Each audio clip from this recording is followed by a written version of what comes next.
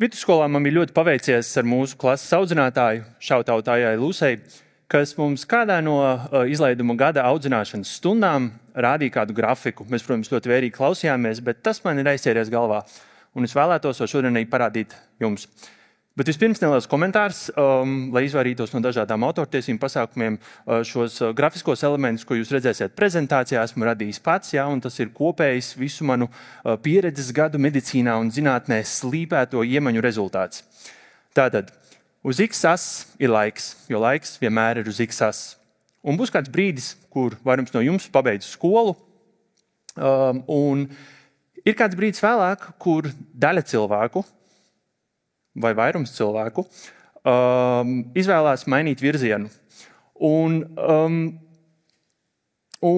tas neatiecās uz mani, tāpēc, ka mans ceļš bija man pavisam skaidrs, jo man nekāda pagrieziena nebija plānā, es kļūšu par ārstu.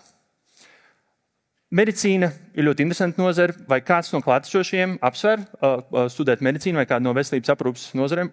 Burvīgi, es redzu daudz rokas gaisā, tie, kas nepacēla rokas, jums vēl ir iespēja pārdomāt. Bet medicīna laikā ir gājusi roku rokā ar tehnoloģisko attīstību. Un tie, kas nav bijuši medicīnas vēstures muzejā, es ļoti iesaku jums tur kādreiz paviesoties. Tas dod zināmu bijību un cieņu pret to, kur mēs esam, jo ķirurgi mūsdienās māk ne tikai nogriezt, bet arī piešūt. Un arī anesteziologiem ir krājumā vairāk rīku nekā tikai labi dozēts sitiens ar āmuru papieri.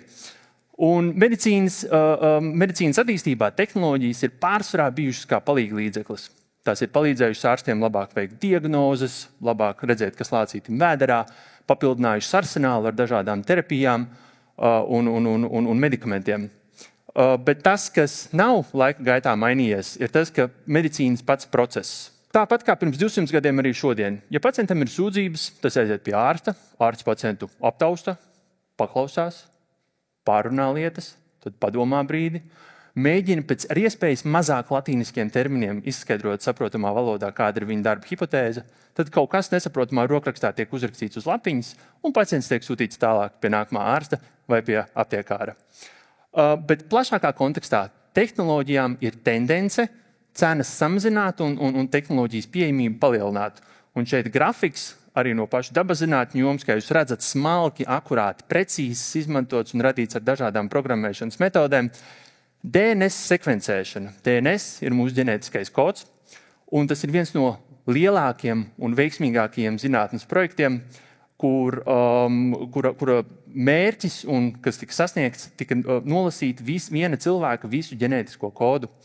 Un tiek lēsts, ka pirmais cilvēks, kur ģenētiskais kods tika nolasīts, tas maksāja vairākus 100 miljonu naudiņu, pieņemsim dolārus. Tas bija drīzāk tuvāk miljonam. Kamēr nākamo 10 gažu laikā, attīstoties tehnoloģijām, parodoties jaunām iespējām nolasīšanas tehnikām, šī cena strauji samazinājās, un mūsdienās var ģenētisko kodu nolasīt par summu, kas ir drīzāk tuvāk 1000 naudiņām. Un neskatoties uz to, ka šis cenu samazinājums ir milzīgs, miljonus reižu, mums ir parādījušās jaunas iespējas, un tas noved pie jauniem izaicinājumiem. Jo, lai arī man nav grafika, kas to papildinātu, ja mēs iedomāsimies, kas notiek ar medicīnas un veselības aprūpes cenām, mēs varam iedomāties sarkanu līniju, kas vairāk vai mazāk iet uz augšu. Un, manuprāt, tā ir tā tehnoloģijas maģija, ka neskatoties uz to, ka tā var padarīt lietas it kā lētākas un pieejamākas, dažās nozarēs paradoksāli var notikt tieši pretējais. Un medicīna, manuprāt, tā ir hipotēze, ir tehnoloģija attīstības gaitā vismaz šobrīd kļuvusi varbūt pat dārgāka un grūtāka gan ārstiem, gan pacientiem. Un te pāris piemēri. Manā rokā ir varbūt neliela ampula, un tā satur kādu medikamentu. Šis medikaments ir kādai ļoti retai, bet arī Latvijā sastopamai ģenētiskai slimībai. Šo slimību izraisa fakts, ka ģenētiskajā kodā ir kļūda. Un šīs kļūdas rezultātā muskuļi novainās līdz brīdim, kur pieaudzis cilvēks var svērt vien pārdesmit kilogramus, un kustības pēc būtības nav iespējams. Šis medikaments ir ļoti viltīgs, jo tā kā mēs mākam nolasīt ģenētisko kodu un saprotam to arvien labāk, šis medikaments spēj atrast citu vietu ģenētiskajā kodā, padarīt to aktīvāku un tā rezultātā radīt kādu olbaltumvielu, kas spēj palēnināt vai varbūt pat apturēt šīs slimības gaitu. Tas skan diezgan labi, vai ne? Bet ir kāda problēma. Viena šāda ampula maksā aptuveni tā kā jauns Porsche. Jo ne Porsche, tad vismaz labs Audi.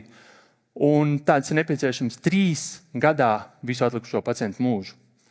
Un šeit ir vēl viena tehnoloģijas izaicinājums, ko gan mums dod tehnoloģija vai ko gan dod ārstam zināt pareizo atbildi, ja to pragmātisku iemeslu dēļ ir grūti vai pat neiespējami pielietot. Tas ir viens piemērs, bet es tagad pārslēgšos uz kādu citu tēmu. Šī bija mana interesantā prezentācijas daļa, bet tagad es jūs esmu ievilinājis tēmā, kas ir varbūt mazliet abstraktāk, bet kas mani nodarbina jau gadiem. Šeit bilde no mana personīgā arhīva. Es sēžu arhīvā. Un ko es nodarbojos? Es lasu pacientu dokumentāciju. Kādreiz katram pacientam, kurš nonāca slimnīcā, tika atvērta, iesākta tā sauktā medicīnas vēsture. Tajā tika pierakstīts, ko pacients ir saņēmis terapijā, kā viņam veicās, kādas ir viņa sūdzības, kas notiek tālāk. Kad pacients slimnīcu pamet, šī vēsturīte nonāk kaut kur arhīvā, kas nozīmē, ka datu plūsmas ātrums ir atkarīgs no tā, cik ātri kāds paspēja tikt līdz arhīvam. Ja kāds pacients nonāk neatliekamajā uzņemšanā, tad kādam ir jāskrien uz arhīvu. Un šai tehnoloģijai bija savi plusi, šai tehnoloģijai bija savi mīnusi. Viens no plusiem bija, ka līdzīgi kā tajā aplikācijā, kur vairāk nesauc par Twitteri, bija ierobežots vietas daudzums. Jo ārsts varēja ierakstīt izrakstu lapā tikai tik daudz, cik ir vietas. Viens no mīnusiem ir, ja kāds vēlas veikt pētījumu, kā es centos tur tajā laikā, tad man neatliek nekas cits, kā cītīgi sēdēt un digitalizēt šos papīra ierakstus pašam. Skaidrs, ka ar laiku radās ideja, kā būtu, ja mēs šīs pacientu vēstures pārvērstu digitālā formātā. Un tas ir process, kas ir noticis veselības aprūpē vairāk vai mazāk pēdējos 10-20 gadus. Bet tas ir nonācis līdz brīdim, kur mūsdienās ārsts sēž pie kādas sistēmas, kur izskatās aptuveni tā. Lai izvairītos no jauniem autortiesību pārkāpumiem, es cenšos šo sistēmu šeit atainot pats, bet ticiet man, šis ir ļoti tuvu realitātei. Vairums firmu nemaz nerāda internetā savas sistēmas, jo viņiem vienkārši ir bail, ka cilvēki apjuktu no tā, kādēļ kāda sistēma tā izskatās. Un tas ir novedis pie tā, ka ārsti mūsdienās līdz pat pusei dienas tā vietā, lai runātu ar pacientu, viņi patiesībā sēž pie datora. To var iztēloties kā varbūt mazliet garlaicīgu, bet diezgan sarežģītu, stresainu un augstu riskantu datorspēli. Un vai tiešām šajā brīdī kaut kas nav pazudis tulkojumā? Jo nav tā, ka ir tikai viena medicīnas aplikācija, kur ārsts mūsdienās izmanto. Modernās slimnīcās var būt 10 vai pat 100 dažādu aplikāciju.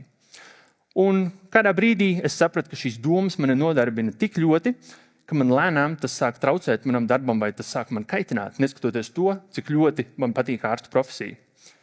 Bet šeit neliela atkāpe, jo mēs bieži vien domājam, kad kāda cilvēka izvēlētā profesija viņam vai nu patīk, vai nu nepatīk. Tādas uz vienas asas ienīst, uz otras puses mīlu, bet manā pieredzē jūs varat strīdēties, ja jūs esat manījuši ko citu. Daudziem cilvēkiem ir diezgan love-hate relationship ar viņu profesijām.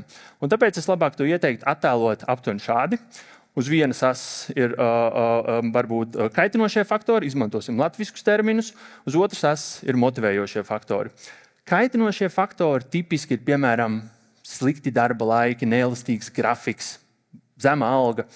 Tipiski motivātori ir, piemēram, interesanti izaicinājumi, iespējas attīstīt savu karjeru, atbildība, kas tiek uzticēta. Interesantā kārtā nauda nav labs motivators, bet ne par to ir stāsts.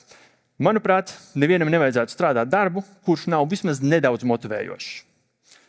Tātad šis ir tas kvadrātiņš, kurā es iesaku vairumam cilvēku nemeklēt savu profesiju.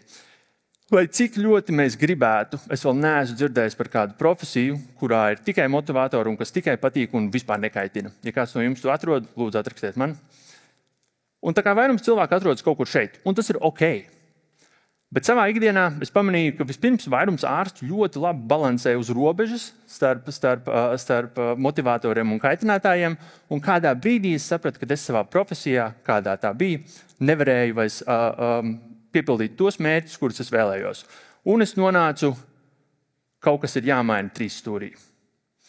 Bet es biju investējis jau dekādi medicīnā. Un man nepamet vainas sajūta, varbūt pat šodien, kā gan es varu no kādas profesijas, kurā es veltīju tik daudz laika, aiziet uz kādu citu, kurā man viss būtu jāsāk no nulles. Bet tā jau nu gluži nav. Jo katra pieredze, kas pie mums ir, mums dod jaunu skatu uz pasauli. Un ir gana daudz ārstu, un ir gana daudz cilvēku, kas strādā informācijas tehnoloģiju jomā, bet ir tikai daļa cilvēku, kas kombinē šīs jomas. Un līdzīgi ir ar citām profesijām.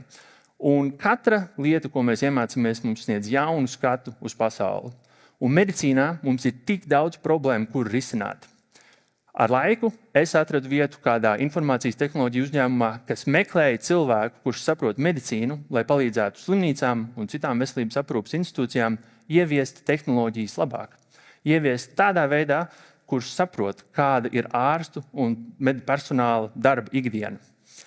Un tas noved man pie atziņas, ka šī ir hipotēze, varbūt kāds strīdēsies, bet man šķiet, ka medicīnas nākotne ir tuvāk informācijas tehnoloģiju nozarei, nekā mēs to gribam atzīt, bet šis prasīs laiku, līdz šī atziņa, līdz mēs sapratīsim, ko šī atziņa mums īsti nozīmē. Bet atpakaļ pie tā sākuma. Kādreiz man likās, ka ja kāds cilvēks izlemj laika gaitā pamest studijas vai mainīt savu izvēlēto virzienu, tas nozīmē, ka kaut kur iepriekš ir izdarīts kāds nepareizs lēmums, kurš tagad ir jālabo. Kamēr patiesībā mēs gūstam jaunu skatu uz pasauli ar katru mūsu pieredzi un varbūt izlemjam, ka mēs gribam attīstīties kādā jaunā virzienā. Izvēlēties nestandarta profesiju vienmēr nāk ar saviem plusiem un mīnusiem. Savai māmiņai, man liekas, es vēl aizvien nevaru paskaidrot, ar ko tad īsti es ikdienā nodarbojos. Bet, ja man kāds jautā, es strādāju par tulku un skatos, lai tehnoloģijas svarīgie atklājumi nepazustu tulkojumā. Paldies jums!